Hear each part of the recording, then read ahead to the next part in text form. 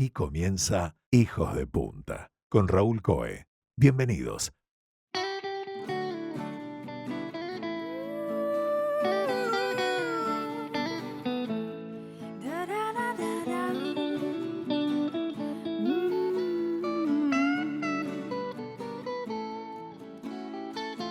Hoy, en Hijos de Punta, nos vamos a adentrar en uno de los temas más complejos y urgentes de nuestro tiempo: los flujos migratorios ilegales alrededor del mundo.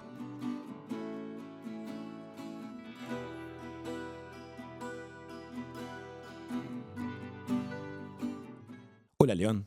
Hola, ¿cómo estás? León es León López Brennan. Él es máster en Relaciones Internacionales por la Universidad de Cambridge.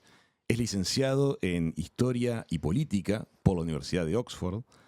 Ha sido docente en la Universidad de Lund, en Suecia. Y, entre otras muchas cosas, se ha dedicado a investigar muy profundamente el fenómeno de la inmigración ilegal en Europa y, sobre todo, todas las dimensiones que hay detrás. La dimensión humana, la sociológica, la política e incluso la económica. Gracias por estar con nosotros hoy. Gracias por invitarme. ¿Cuáles son las principales causas estructurales que impulsan esa inmigración ilegal hacia Europa? Vos tenés países como Italia o como España o como Grecia que quedan, digamos, en las zonas calientes de inmigración hacia Europa, que reciben miles de migrantes irregulares por mes. Por mes, miles por mes. Miles por mes. Entonces, en especial después del 2011, 2012, cuando se dieron la primavera árabe, la guerra civil en Siria y demás catástrofes socioeconómicas en todo el norte de África y en Medio Oriente, eso generó un pico de migración a través vía tierra, principalmente por Turquía hacia Grecia y Bulgaria, también por vía mar, desde el norte de África hacia Italia o desde el norte de África hacia España. O sea, el fenómeno de la migración irregular es enorme y es real. No es un mito, por más que obviamente después ciertos actores políticos lo quieran dramatizar.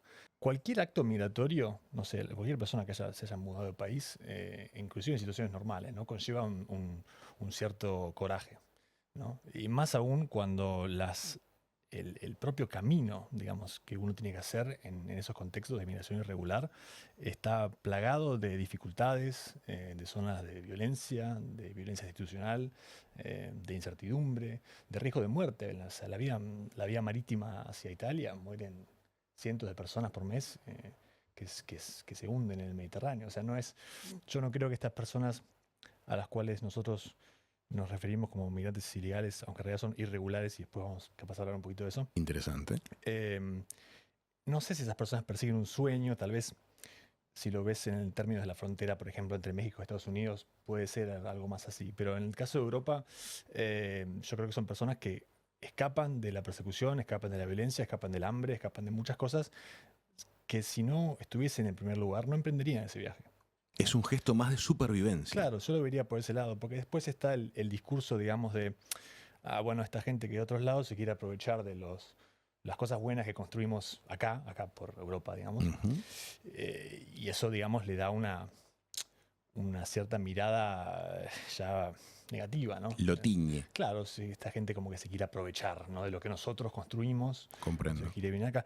Pero bueno, yo pensaría que si esas carencias, esas violencias no existieran en los países de origen de donde esta gente comienza su viaje migratorio, esa gente no emprendería el viaje, porque está lleno de dificultades y está lleno de riesgos. Está la mirada en varios partidos políticos de Europa, en distintas organizaciones, de que lo que debiera de hacerse es estimular la inversión, el desarrollo de empleo y de oportunidades en los países de origen. Y se estimula que las empresas europeas tomen esas decisiones. Pero te pregunto, ¿no será que también es un excelente botín político a la hora de salir a hacer discursos de odio? Sí, por supuesto. A ver, por un lado, hay quienes argumentan que si uno no soluciona los problemas de base, ¿no?, que pueden ser políticos, sociales, económicos, en los países donde esta gente sale, digamos, nunca se va a poder resolver el tema migratorio. Y eso nos lleva a un argumento que es como decís vos, bueno, vamos a hacer vamos a mejorar las condiciones en los lugares de donde esta gente viene, pero por supuesto eso tiende a ser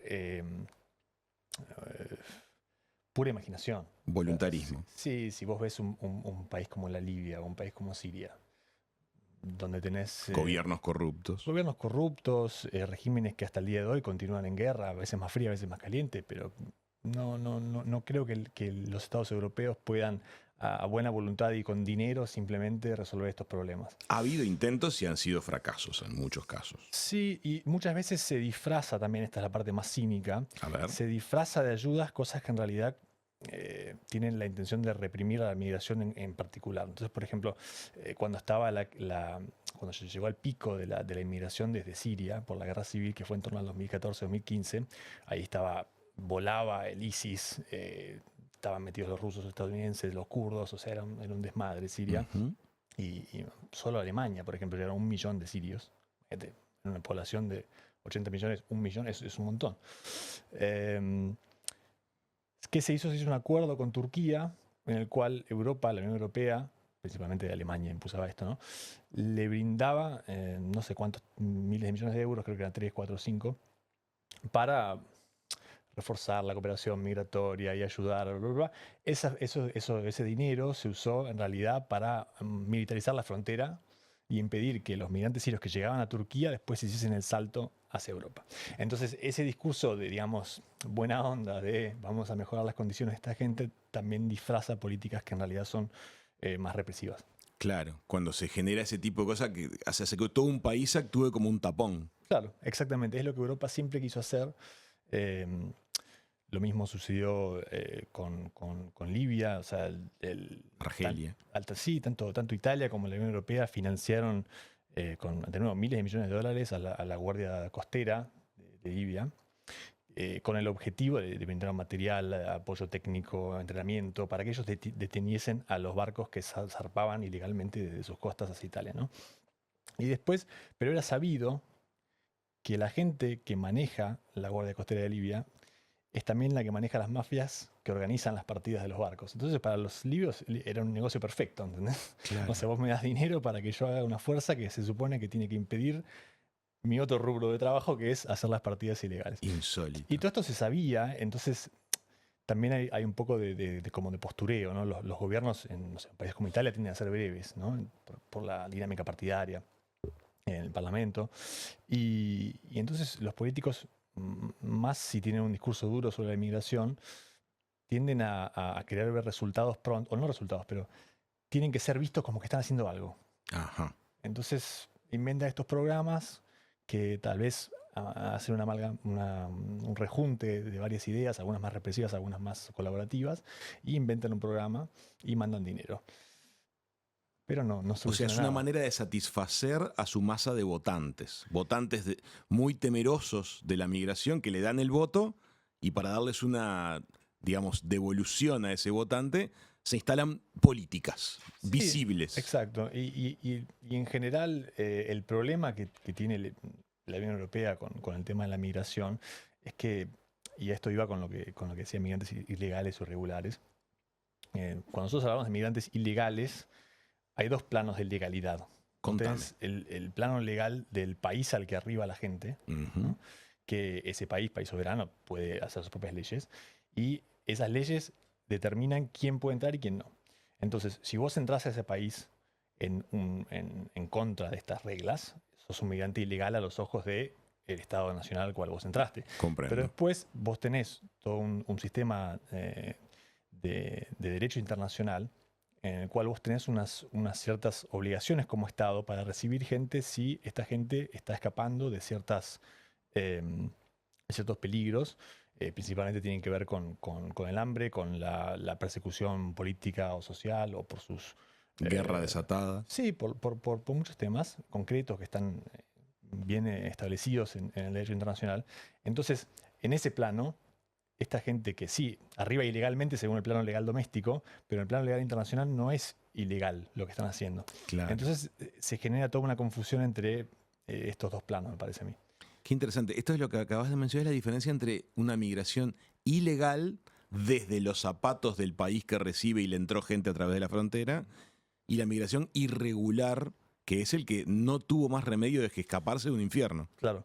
Y se dice irregular porque es potencialmente lícito, lo que esta gente está haciendo. Ajá. El Estado que los recibe, según el derecho internacional, tiene que procesar se llama reclamo de asilo que hace esta gente, o sea, lo hace con los pies, por decirlo figurativamente, cuando se mueve, cuando cruza la frontera, con el fin de evaluar si este reclamo tiene mérito o no. Y una vez ahí se establece si esta persona tiene el derecho, según el derecho internacional, a requerir asilo en el país en el cual arribó, ilegalmente según los ojos de la ley nacional. Entonces se llaman migrantes irregulares porque potencialmente es lícito lo que están haciendo. Comprendo lo que decís. Este tema de los pedidos de asilo en los últimos años ha tenido algunas aristas bastante distópicas. Recuerdo que hace no muchos meses presentábamos la noticia de un gigantesco barco que Reino Unido había desarrollado para tener allí a las personas que estaban esperando el trámite de su asilo. En realidad, ¿de cuántos meses debiera tratarse un trámite de asilo de una persona en un mundo ideal? A ver, a mi conocimiento, el derecho internacional no establece obligaciones en ese sentido y me parece que, tal vez me equivoco, pero no he escuchado jamás que existe No hay plazos. Claro, que no haya plazos.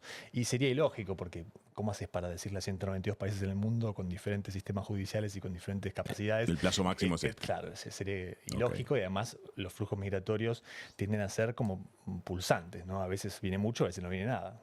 Claro. 2015 fue un pico enorme, y después hubo años que no hubo tanto, en el caso de Europa, ¿no?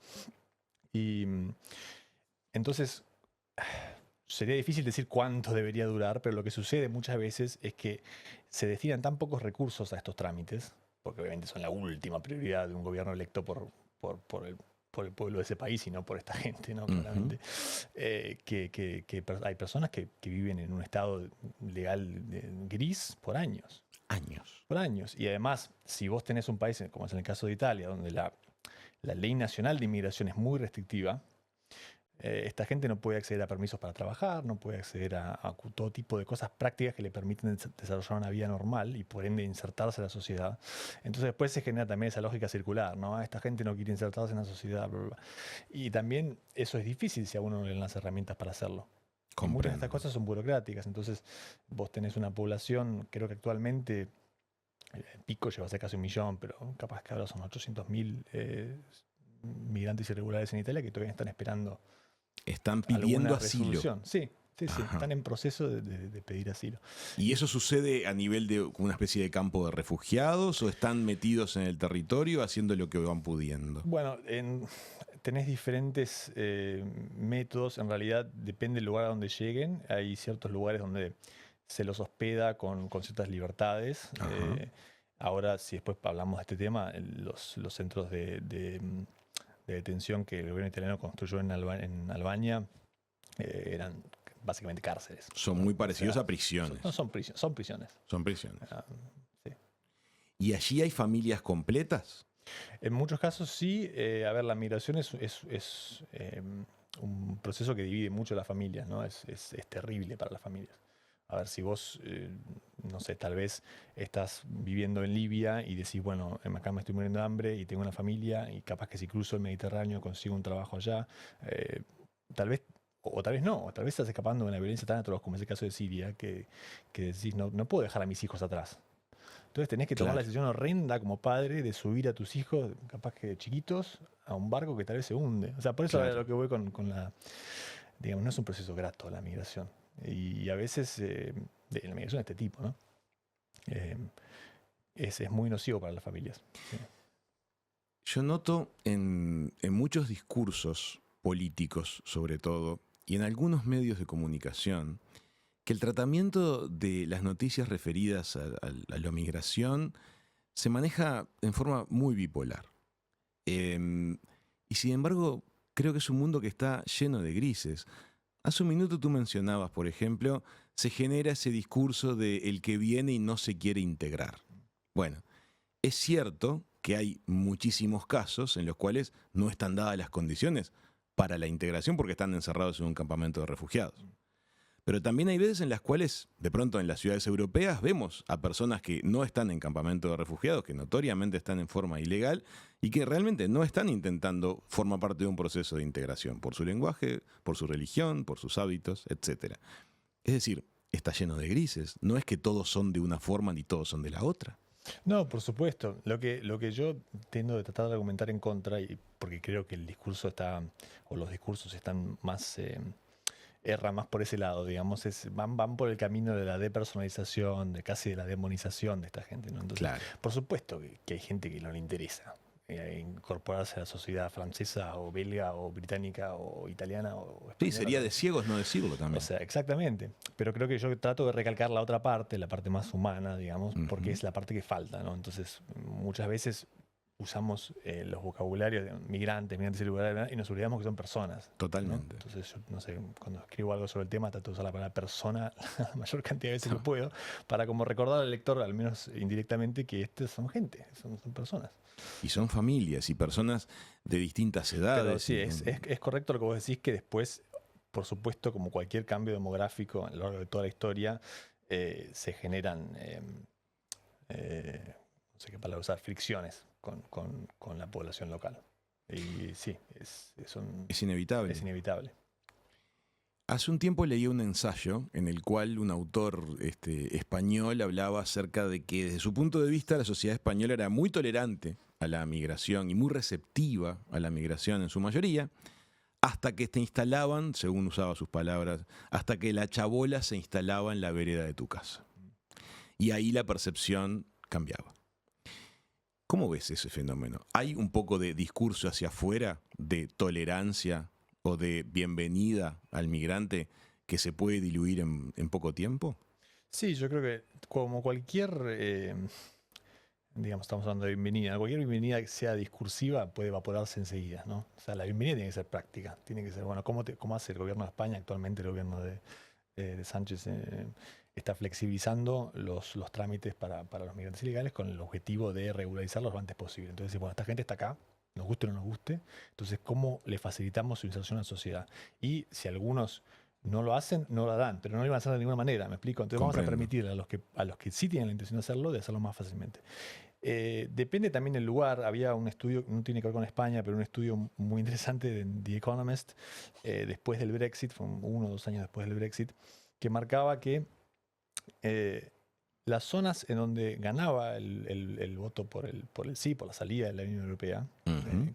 que ganó por un par de puntos porcentuales en el 2016, era más fuerte, no en los lugares donde había más migrantes, no sé, como Londres, por ejemplo, pero sino en los lugares donde había habido más migración más rápido, ¿no? Entonces, donde a los ojos de un votante, la realidad social en la cual él o ella existían había cambiado dramáticamente por estos flujos migratorios, ¿no? Entonces eran zonas suburbanas, afueras de Londres, ciudades de tamaño medio, donde un flujo de tal vez, no sé, 100 familias te cambia, no sé, tu barrio, Cambió el ¿no? paisaje. Exacto, estéticamente cambió el paisaje. Entonces Ajá. vos vas y escuchás un idioma que no entendés por la calle, cosas que no sucedían en esos lugares, ¿no? Entonces, en cambio, Londres, que es una ciudad, Más cosmopolita. la ciudad más internacional que existe, eso la presencia de migrantes es como es una novedad, Sí, sí. no sorprende a nadie. Entonces, es interesante verlos de ese lado, ¿no? De cómo los flujos migratorios a veces cambian la percepción de la realidad social inmediata del votante, ¿no? Y a eso es lo que tal vez iba tu ensayo el ensayo que vos leíste sobre cambiar hasta que te ponen ¿cómo era que La decía? chabola, La chabola en la vereda en de la tu vereda. casa. Exacto, y eso es lo que la vereda de tu casa simboliza, ¿no? Es tu realidad social más inmediata. Ujú. Eh, y bueno, sí, la bienvenida también es compleja, es compleja. El problema, para ir un poco más hacia atrás, es que flujos migratorios ha habido siempre en toda la historia de la humanidad, ¿no? El tema es que ahora, desde el siglo XX, principio del siglo XX, tenemos esta idea del Estado-Nación, ¿no? Con fronteras bien definidas, que supuestamente puede decidir quién entra y quién no. Y a veces eso funciona y a veces no. A veces esos sistemas de exclusión e inclusión se ven sometidos a presiones que son más que los exceden, como de nuevo el caso de la emigración de Siria en el 2015 hacia Europa. Entonces, tal vez una de las razones por las cuales nosotros nos amparamos a los discursos nos amparamos en estos discursos más represivos, más de exclusión, es porque nos enamoramos de la idea de que el Estado puede, ¿no?, mantener la realidad exactamente como está, socialmente hablando. Como el Estado conservando un status quo. Sí, exactamente, que decís, bueno, el Estado tiene que permitirme que yo viva en un pueblo que sea siempre igual, que donde la gente habla todo el mismo idioma y donde sean todos del mismo color que yo. Y esa no es la realidad histórica. Qué interesante lo que está diciendo, claro. Es una reacción en mucha gente ese concepto de que el Estado es quien debiera de cuidar lo permanente, que no cambien las cosas. Y el Estado en realidad lo que tiene que hacer es timonear con astucia en tiempo real. El Estado lo mejor que puede hacer es manejar las cosas más o menos bien. Eso es lo más que puedes esperar del mejor de los políticos. O sea, claro. Pero el Estado conduce un vehículo que está en movimiento. El Estado no está al volante de un vehículo estacionado. Claro, y además, digamos, no solamente tenés este vehículo, puedo seguir con la metáfora del barco, ¿no? El barco, hay olas, hay vientos que cambian. Claro. O sea, esas cosas no las maneja el Estado. No puede manejarlas el Estado. No existiría la capacidad para que lo hiciera y creo que sería muy distópico que lo hiciera también, ¿no? Pero entonces es eso, es la disonancia entre esta idea de un Estado protector y de una sociedad estática, además, obviamente con todo un subdiscurso nacionalista, donde, no en el mal sentido, pero donde todos somos de la misma raza, donde todos somos del mismo color, donde todos hablamos el mismo idioma, que son las ideas más fuertes, políticamente hablando, del final del XIX y principio del siglo XX, que todavía están con nosotros. Yo siento que tal vez hace no muchos años atrás, algunos de los actuales discursos públicos hubieran sido profundamente censurados por todos los espectros políticos. Porque, por ejemplo, hubieran resonado a ecos de la Segunda Guerra y ese tipo de discurso hubiera quedado como, digamos, cancelado. Pero ahora se puede decir ese tipo de cosas con todas las libertades del mundo y son los partidos que están, en principio, ganando el gobierno en países centrales europeos. Sí, por supuesto. E inclusive en lugares donde no ganan esos discursos, se baja el volumen a los discursos contrarios, ¿no? Por ejemplo, yo pienso en el gobierno británico ahora que es liderado por Keir Starmer, la figura, el líder del partido laborista, que se supone que es de izquierda, ¿no? Pero le bajó mucho el tono a todo este tipo de cosas de la defensa de la inmigración y demás. Se hizo más, un poquito más de derecha, digamos, Sí. en ese ámbito. En particular en Reino Unido, el episodio del que hablábamos hace unos minutos, de ese gigantesco barco para la gente que está con la solicitud de asilo, ¿el cambio de gobierno desmontó esa estructura o todo sigue como estaba? Yo no sé exactamente qué pasó con esa estructura. Creo que de todas maneras, más allá del... Pensá que los conservadores estuvieron en el poder como 15 años, hace un montón de tiempo.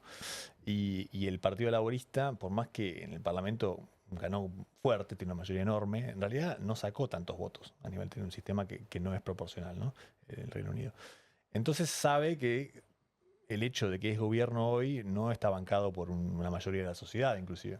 O sea, lo votaron, creo que menos del 40% en las elecciones generales.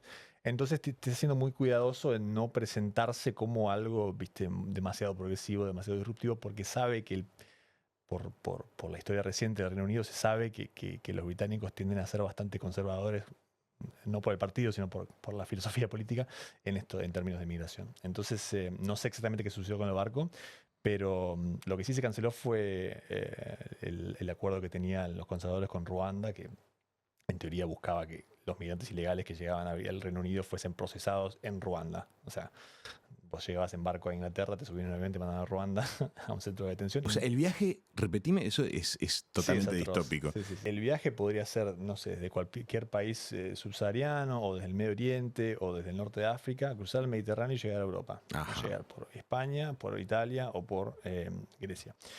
Después de ahí, rutas, escaparte del control de las autoridades, lo que tenés en la zona Schengen, en todo el continente, casi todo el continente europeo, que no hay fronteras físicas. Comprendo. Es muy fácil moverse por ahí adentro, por más que hay controles y demás, pero es relativamente fácil. Llegar hasta el norte de Francia, en Calais, y ahí tratar de cruzar Canal de la Mancha al Reino Unido. Bien. Y una vez que llegas al Reino Unido, que ahora está fuera de la Unión Europea, siempre estuvo fuera de Schengen, reclamas asilo de nuevo, ¿no? Y ahí la idea que tenía el gobierno conservador de Rishi Sunak, aunque tal vez comenzó con su predecesor Boris Johnson, era que algunas personas que llegaran de esta manera, a las cuales el personal de frontera veía que no tenía chance de prosperar su reclamo de asilo por cualquier razón, las mandaban a Ruanda en avión. En avión a En Ruanda. avión. Obviamente costándole al fisco un montón de dinero, ¿no? Pero, y ahí en Ruanda, un país que le permitió al Reino Unido abrir un centro de detención ahí para recibir a estos migrantes irregulares, una vez que se fuese rechazado, porque la idea es que se mandaba ahí los que ya sabían que iban a rechazar, los mandaban a su país de origen de nuevo. Algo que nunca sucedió porque la Corte Suprema del Reino Unido le dijo esto no tiene ni pies ni cabeza, o sea, está violando toda sucedió la eso. ley. O sea, estaban el primer vuelo, había 7 personas en un Boeing 747 yendo para Ruanda, en la pista de, no sé si era en Heathrow o dónde, y la Corte Suprema le dijo, no, este avión no puede partir, porque esto no... No tiene Legalmente asidero legal. no tiene base ninguna. Y se canceló, no sucedió eso. Algo muy similar a lo que le sucedió al gobierno italiano recientemente, con la misma modalidad, pero el centro de detención estaba en Albania. No la Corte Suprema, pero varias cortes con competencia sobre temas de inmigración le dijeron al gobierno que esto No se podía no se hacer. puede hacer. Porque el plan era también el mismo, enviar desde Italia a Albania para luego a los países de origen. Claro, entonces vos cuando en derecho internacional vos no podés repatriar a alguien a un lugar donde esa persona no va a tener ciertas garantías de seguridad, ¿no? Entonces, si Ajá. a mí me persiguen en este país, en país X, por mis opiniones políticas, y yo voy a tu país, digo, por favor, déjame entrar, vos no podés tirarme de nuevo Al país. a los lobos. Claro. O sea, ¿me entendés? Así está previsto. Exactamente. Entonces, lo que el gobierno italiano dijo es, bueno, hay ciertos países que nosotros ya consideramos seguros, como Egipto y Bangladesh, ¿no? Entonces, a todos los que vienen de Egipto y Bangladesh, como podemos legalmente mandarlos a un país seguro, los vamos a procesar en este centro que no es en Italia y de ahí los vamos a deportar de nuevo a sus países de origen, Egipto y Bangladesh. Después las cortes italianas le dijeron, no depende de vos decidir así porque hay ciertas pautas, ¿no? Sí, esa arbitrariedad no le Esa corresponde. arbitrariedad no le corresponde al gobierno y bueno, fracasó por ahora. Y me interesa lo que planteas en cuanto a que a la vez evidentemente son intentos de gobiernos que han sido democráticamente electos por una mayoría tal vez enfervorizada de darle respuesta a ese votante y decirle, mira, yo intenté hacer esto. Me imagino que ahora el discurso será, no me lo permitieron las estructuras jurídicas de nuestro propio país. Ese es el problema. Después se arranca el círculo vicioso de deslegitimar cosas que en realidad son buenas. Me parece que tener, no sé, cortes que puedan enfrentarse a un gobierno es algo positivo, ¿no? Para la sociedad. Que vos puedas tener un derecho internacional que te ampare, por más que no te ampare las leyes de un país, me parece algo positivo. Que puede ser tergiversado, puede ser, digamos, torcido. No, pero habla de una independencia de los poderes. Así, y habla de... sí, la posibilidad de como ciudadano, ya sea de un país o de la humanidad, digamos, poder hacer recurso por cosas que para vos son de carácter existencial. Y bueno, cuando no los dejan hacer, entre comillas, arranca ese discurso. Hubo un episodio bastante bizarro cuando sucedió el último rechazo en una corte de Roma a este proyecto, que eran 7, 8 migrantes irregulares que los mandaron desde Sicilia hasta Albania. Ahí la corte dijo, no pueden ser, volvieron. Elon Musk, que es amigo de Meloni, salió a publicar un tuit que decía que ¿quién gobierna Italia? ¿El gobierno electo o las cortes corruptas? ¿Viste? Algo así. Ajá. Se tuvo que meter el presidente de la República, que es un cargo electo por el Parlamento, pero no electo, digamos, por el voto popular, a decir Italia es un país democrático, sabemos cómo hacer las cosas, muchas gracias. Entonces se arranca, nada, sí, pero es bravo cuando figuras de ese perfil se arranca a dar empiezan a opinar. claro, se arranca a dar ese comienzo de erosión de instituciones que son legítimas, por más que obviamente no actúen de forma correcta al 100% de las veces, pero que como su fin de ser es legítimo, y eso es nocivo para todos. Y además es carísimo, además. Carísimo. Cada uno de estos proyectos que fracasa son miles de millones de euros que podrían haber sido destinados a otras cosas. Sí, Ni siquiera para los migrantes, podrían ser escuelas, para el otras país, lo que sea. León, te propongo que hagamos una pausita acá. En la segunda parte de la conversación me interesa un poco tu camino de vida también como migrante, desde otro punto de vista, pero me interesa tu mirada al respecto. ¿Te parece? Dale, perfecto. ¿Nos compartirías un poquito cómo fue tu camino de vida? ¿Cómo te formaste? ¿Tus primeros viajes? ¿Tus primeras inserciones académicas? ¿Cómo fue tu camino? Creo que fue una serie de eventos muy afortunados. A ver. O sea, yo nunca, creo que no tenía por lo menos la ambición concreta de irme del país cuando era chico, ni no sé si de viajar o similar, o de estudiar afuera. Se me dio la posibilidad cuando tenía 16 años que me dieron una beca en un colegio en Oxford, en el Reino Unido. Ujú. Eh, ¿Pero te postulaste tú a la beca? sí, porque ese colegio tenía una especie no un convenio, pero ese colegio brindaba, es un colegio pupilo en Oxford que brindaba cursos de verano Ajá. de inglés, ¿no? Y entonces nuestro colegio acá en Uruguay, todos los años, cuando vos estabas en cuarto de secundaria, armaba un viaje para ir a uno de esos cursos de verano y después conocías un poco el Reino Unido y Francia, qué sé yo. Linda experiencia. Sí, muy divertido. Y, y cuando yo estaba en ese colegio, el director cuando yo fui uno de los que fue en este viaje, y el director de mi colegio acá en Uruguay me dijo, che, ¿vos no querés terminar el colegio acá, hacer el quinto y sexto acá? Y yo, sí, Mira. me encantaría, por supuesto. Bueno, vamos a hablar con la directora, ¿no? Fuimos a hablar con la directora, qué sé yo, me dijo, bueno, tenemos becas para alumnos internacionales, puedes aplicar así, así, así. Apliqué, me la dieron. Eran becas de escolaridad, eran- de rendimiento académico. Claro, sí, por supuesto. Ujú. Y, y me la otorgaron y mis papás me dejaron irme, por suerte. Así que fui, terminé el colegio allá, eran 2 años de internado, cosa que De internado. Sí, pupilo, no sé si internado es la palabra correcta. Pero contanos cómo es la experiencia. ¿Cómo Es era, muy raro, cómo era porque- tu día de clases? Sí, vos ¿Estaban tenías... separados por género, no? No, las casas donde vivía sí, pero las clases no, obviamente. Bueno, digo obviamente, pero no es tan obvio. O sea, es un colegio mixto. Un colegio mixto, chicos y chicas. Era una zona medio suburbana, ¿no? Donde estaban, y el colegio entonces tenía una veintena de casas, Ajá. casas muy grandes, de periodo victoriano algunas. Como increíbles, residencias. que se usaban como residencias, claro, estaban subdivididas en un montón de cuartos. Lo que sí estaba segregado eran esas casas, ¿no? Había casas de chicos y casas de chicas. Ajá. Y vos tenías clases casi todo el día, tenías que tomar ciertas actividades extracurriculares. Y después, para mí, lo más fuerte era que a las 11 de la noche te cerraban la puerta. Mira. Cosa que tampoco es que fuera demasiado de salir, pero ya la idea esa, cuando tenés esa edad, no 16, 17, 18, que te cierren la puerta con llave. Estás en un edificio cerrado. Es una locura. Sí, se podía abrir la puerta. Obviamente, si hay un caso de incendio o algo así, Obvio. la patea, la brisa se abre, pero solo una alarma, ¿no? Obviamente se entiende porque el colegio tiene una responsabilidad por sobre estos menores, entonces claramente tiene que tener algún tipo de control. Pero yo que había crecido acá en Uruguay con todas las libertades que Es que un eso te sacudón. da, fue un sacudón. Y te hago una pregunta.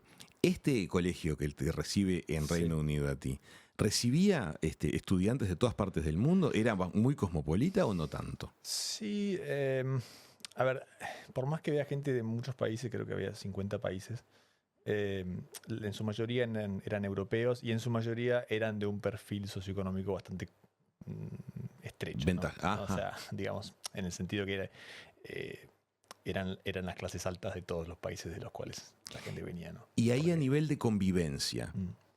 ¿aparecen fenómenos de cierta segmentación? ¿Juntar ciertos países con ciertos países? ¿A ustedes como latinoamericanos les hacían algún juego? ¿Cómo se daba? Sí, o sea, se armaban grupos como uno esperaría, ¿no? Por el factor que los dividía el idioma. Entonces, Por obviamente, idioma. todos hablaban inglés, pero, viste, todos los rusos y de los países de la Eslávicos. ex Unión Soviética que hablaban ruso se juntaban. Ajá. Todos los tanos estaban juntos. Nosotros, los latinoamericanos, que éramos poquitos, éramos 2 o 3, nos juntábamos con los españoles, que también eran 4 o 5. Ajá. Los polacos estaban por allá, nunca con los rusos, ¿no? No se daba eso, mira. Los albaneses tenían su propia... Sí, era como uno esperaría. Se dividía por lengua, por idioma. Ujú. Y, Obviamente tenías amigos en todos los grupos, ¿no? Claro. Pero se generaban como estos clics. y ahí completas entonces lo que sería tu formación preuniversitaria y entras a facultad. Sí, y ahí yo tenía las notas para aplicar a la Universidad de Oxford, que quedaba ahí al lado. A mí me encantaba esa ciudad, me parecía fantástico el programa, la manera en la que ellos enseñan, que es muy particular. ¿Por qué? ¿Qué tiene de particular? Porque te hacen responsable de tu producción intelectual desde el minuto cero. Contame. Entonces vos en la mayoría de las universidades del mundo, la imagen que uno tiene es de, no sé, ir a un aula con mucha gente, donde alguien allá lejos te da una clase y vos después tenés que hacer una... Acá no funcionaba así, vos tenías, por cada materia que tomabas, te juntabas una vez por semana con un tutor, Ajá. solo, o sea, uno Personalmente. one on one, digamos, o con dos contra uno, digamos así. Y te decía, bueno, para la semana que viene quiero que me escribas un ensayo de 2.500 palabras en este tema. Y te daba una hoja con una lista de 50 libros. Toma, suerte, allá en la biblioteca, te decía. Eso en historia, ¿no? Pero la modalidad era, y en ciencias políticas, pero la modalidad era similar en todas las materias. Que vos tuvieses más libertad para producir y que tuvieses ese compromiso también, y que después vos, habiendo producido ese ensayo una vez por semana, te juntabas y lo discutías. Y esta persona, como en la universidad es una de las mejores del mundo, los académicos eran bravísimos, eran De geniales. alto nivel. O sea, vos capaz que estabas hablando de un tema que habías investigado en una semana con el primer experto del mundo en ese tema. ¿Entendés? Claro, se Y que daba esa charla. Y que no te tenía piedad y que te trataba también, que esto es lo más importante, como un igual intelectual. No te trataba como alguien a cual enseñarle, sino que decía, bueno, a ver, ¿qué opinás vos? Y a veces capaz decías cosas que eran una burrada, y a veces no. Entonces, a veces me tomaba nota de lo que vos decías. Qué interesante ese tipo de intercambio. Sí, entonces todo eso me parecía, y además, por lo menos en lo que hace a mí personalmente, mi personalidad, prefiero más la libertad esa, ¿no? que tener algo más estructurado. Hay gente que no le sirve, ¿no? Que si vos le das total libertad se pierde. No sabe cómo gestionar sus tiempos. O sea que es un sistema educativo que está basado en que desarrolles una voz propia, que desarrolles una mirada. Sí, y que te vuelvas un experto en algo muy rápido. Porque tenés, como te decía, una semana para aprender un tema con el que va a ser discutido con una de las eminencias en ese tema. Entonces, Claro. Eso te fuerza a tener que de verdad... Ahí está la profundizar. presión. Sí, claro. Hay que realmente capturar una enorme cantidad de material, Sí. de información, de datos, Ujú. de conocimiento y estructurarlo para presentar eso. Sí. Y después tenías lectures, o sea, digamos, ¿cómo se llaman? Clases, ¿no? A las que podía hacer, pero eran opcionales. Yo, por ejemplo, nunca iba porque me daba cuenta que tal vez me iba hasta el aula, me sentaba, escuchaba una charla de 1 hora y ese mismo conocimiento lo podía absorber en 20 minutos leyendo la introducción del libro de esa persona que dio esa charla. Comprendo. Entonces, nada, era flexible. Y lo más importante es que ese sistema solo funciona si vos tenés todos los recursos. En mi caso, en historia y ciencias políticas eran libros, ¿no? Las bibliotecas eran espectaculares. Las bibliotecas de la propia universidad Todo. de primer nivel. Había 50 y había todo, o sea, era espectacular. Y si no había, lo pedías y te lo traían. Estaba en ti realmente tener la curiosidad de buscar el Sí, material. exactamente. Estaba. Sí, sí. Y a nivel de experiencia de vida, Mm. ¿qué te dejaron esos años en ese entorno, con esos compañeros, con esos docentes? Sí, para mí fueron brillantes. Pasé de nuevo de esta extraña cárcel, ¿no? Escolar, Sí, en la cual pupila. cerraban la puerta. No, cárcel no, era lindo, pero esta extraña experiencia de que te cierran la puerta en la cara a la noche.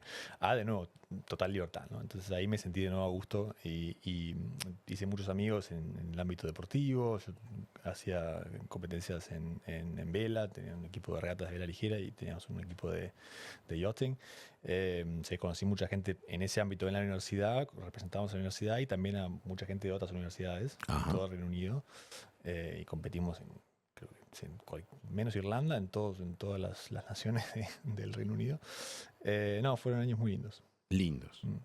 Y ahora estás de nuevo en Uruguay, estás desarrollando un podcast que le recomendamos enfáticamente a la gente que conozcan. Filtrado es el nombre de tu Sí, podcast. el nombre filtrado, a mí me gusta tomar café filtrado, así que dije voy a poner ese. Está bueno ese el nombre. Gracias. Estuvimos escuchando algunos capítulos de lo que está preparando León y se los recomendamos tremendamente porque es una mirada realmente muy afilada, muy humana, muy abierta sobre los temas y nos impactó muchísimo. ¿Cómo es volver a Uruguay, a nuestro entorno, a nuestros ritmos, después de haber estado formándote en ese ámbito? ¿Cómo lo estás viviendo? Para mí fue espectacular en el sentido que yo no me había dado cuenta, ¿no? Pero esta vorágine que tenía de saltar de una cosa a la otra y que siempre por suerte se fue dando y que logré terminar el colegio y terminé la facultad allá y después hice el máster y después hice otros trabajos y después fui al LUND. Eso te cansa, ¿no? Vivir afuera te cansa. Vivir afuera te cansa. Aunque uno crea que no es el caso, Ajá. las raíces son muy importantes y estar fuera o lejos de esas raíces te cansa y te genera dificultades que pueden ser prácticas, pero también que a veces son emocionales. Y cuando uno, tiene energía y es joven, capaz que no se da cuenta tanto del costo que uno está pagando, ¿no? O con las cosas que uno está acumulando. Entonces, volver a casa para mí fue una manera de tomar aire y Mirá. de respirar un poco de nuevo esos aires que ya conocía, ver a la gente que yo, viste, mi familia. O sea que la reconexión te ha resultado muy gratificante. Sí, para mí importantísima. Y creo que a cualquiera que haya emigrado le parece, le resulta importante el volver, ¿no? Qué interesante ese testimonio, porque pensá, tú te vas tomando una serie de oportunidades que eran ventajosas y que estaban buenísimas, sumás una enorme cantidad de experiencias gratificantes y no obstante volvés y sentís felicidad. ¿Qué sentirá esta gente que tiene que irse de sus lugares en pánico, en miedo, huyendo, con lo poco que tienen encima, en toda una serie de experiencias horrendas si tuvieran que volver a su lugar de origen? Yo creo que lo más triste es que muchas veces no solamente no pueden, sino que aunque volviesen, esos lugares no existen más. No existen. Porque si uno huye de la guerra, capaz que uno vuelve y su casa no está más, ¿no? Claro. Fue destruida. Claro. Ha de ser experiencias devastadoras en todo sentido. Uno a veces tiene recuerdos depositados en pequeños objetos a los cuales les tiene cariño y le parecen importantes en la espiritualidad de uno. Y pensar que esas cosas de pronto se hacen cenizas, ¿no? Y no estuvo en manos de uno que se volvieran cenizas. Te quiero hacer otra pregunta que me da mucha curiosidad. Uno de los caminos que has tenido en este tiempo ha sido ser docente en una universidad en Suecia. Sí, yo en realidad, o sea, daba clases. En realidad lo que estaba haciendo era un doctorado de investigación, un componente del cual era tener que dar clases. No era obligatorio, pero era como que si te aceptaban estaba medio está bien implícito visto, que tenías que dar clases. Y esa parte, toda la parte académica a mí me encantaba. Yo tenía un supervisor que era fantástico, Jens Bartels, uno de los tipos más inteligentes que conozco. Mi proyecto iba muy bien, me encantaba dar clases. Yo daba clases a alumnos de máster, porque en Suecia el primer ciclo de estudios a nivel universitario se hace en sueco. Yo no hablo nada de sueco, ¿no? Ajá. Entonces, y después todo lo que es de máster para arriba se hace en inglés. Eso fueron muy inteligentes en eso. Eso es normal en la Universidad Pública de Suecia. Claro, son todas públicas. Son todas públicas en Suecia. Sí, se dieron cuenta de que Suecia, un país de creo que son 6 millones de personas, 7 con toda la furia, no iba a poder tener una producción académica, digamos, de rigor para competir con el mundo anglófono en sueco. Comprendo. Y que el mercado sueco de esa era mínimo. Entonces dijeron, bueno, todo lo que es de máster hacia arriba, que es más de la parte de producción académica, de investigación y demás, lo hacemos en inglés. Y entonces yo daba algunas clases en inglés a los alumnos de la universidad. Y estabas en Lund. En Lund, sí, en la Universidad de Lund. ¿La vida en Suecia? Personalmente yo la encontré muy, muy difícil. ¿Difícil? Muy difícil, sí, por un tema cultural.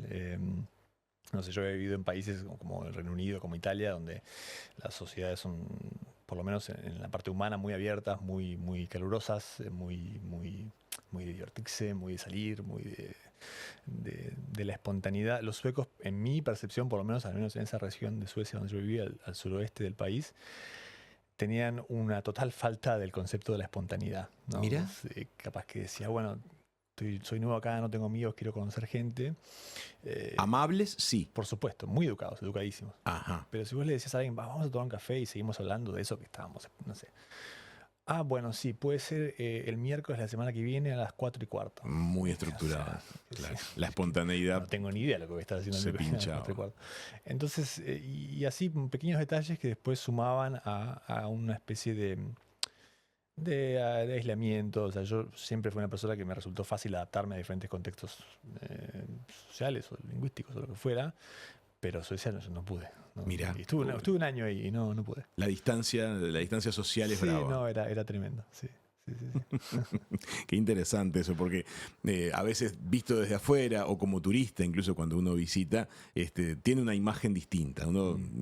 Visitamos Suecia como turistas y vimos una sociedad que era como muy igualitaria, nos llamaba la atención la manera en la cual se relacionaban entre ellos y muchas costumbres de la cotidianeidad, pero claro, al no vivir no llegás a tener este tipo de experiencia A ver, tuya. es un país fantástico y muchos de los logros sociales que tiene son increíbles. Increíbles en el sentido literal de la palabra. O sea, tiene el gobierno tiene una política para el tránsito que busca tener muerte cero por año. O sea, eso es un objetivo realizable por el país que se pone seriamente. Muerte cero. Cero por tránsito. Imagínate que acá alguien te diga muerte cero poco. En Estados Unidos, como que es un país grande, que alguien te diga.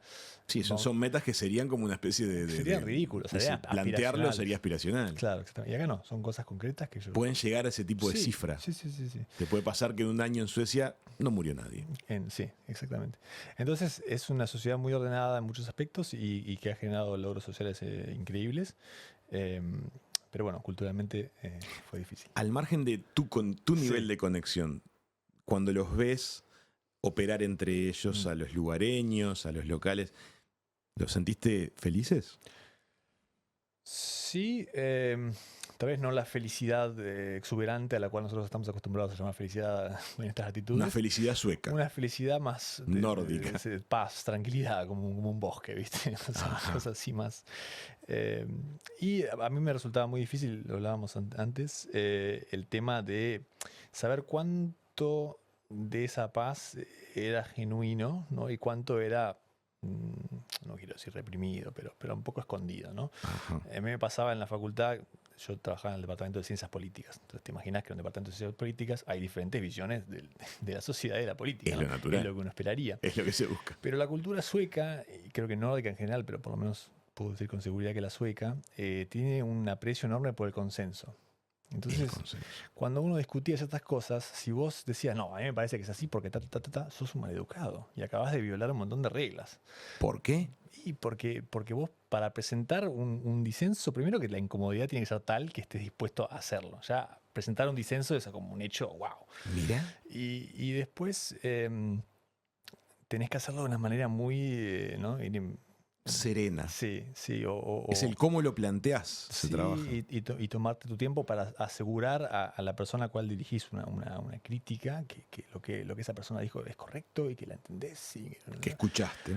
Sí, exactamente. Cosa que, obviamente, digamos, no es malo, pero resultaba en Técnicamente suena deseable, sí, de hecho. pero a los hechos resultaba en que las discusiones nunca se terminaban de permear las diferentes posiciones de la gente, porque tomarte todo el laburo de hacer eso para una crítica que aparte vas a mitigar en su alcance para poder satisfacer estas expectativas, capaz que ni las haces, ¿viste? Entonces resultaba que era raro, todo el mundo estaba siempre de acuerdo. Son sociedades que tienden al acuerdo, entonces. Sí. Y a mí me parece que eso es a lo que iba con decir, pero será verdad que toda esta gente está siempre de acuerdo.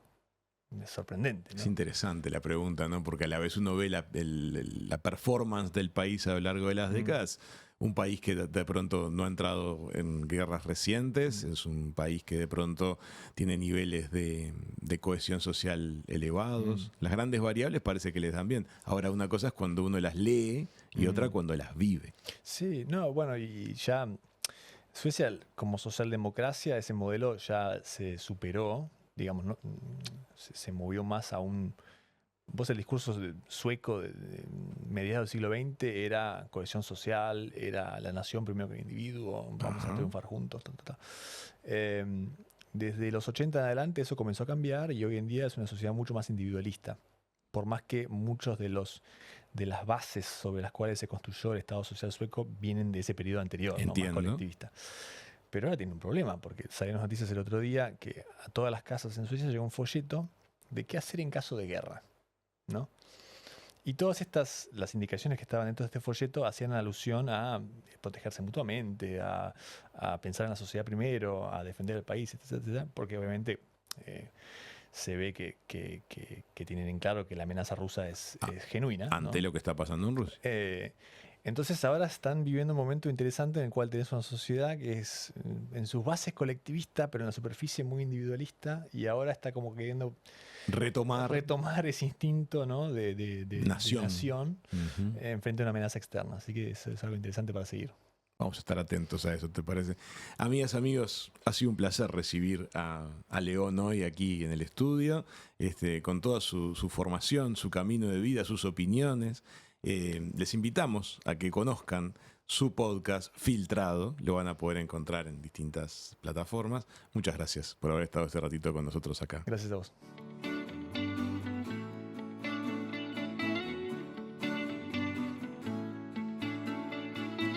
Esto fue Hijos de Punta. Raúl Coe, todos sus invitados y una muy buena charla.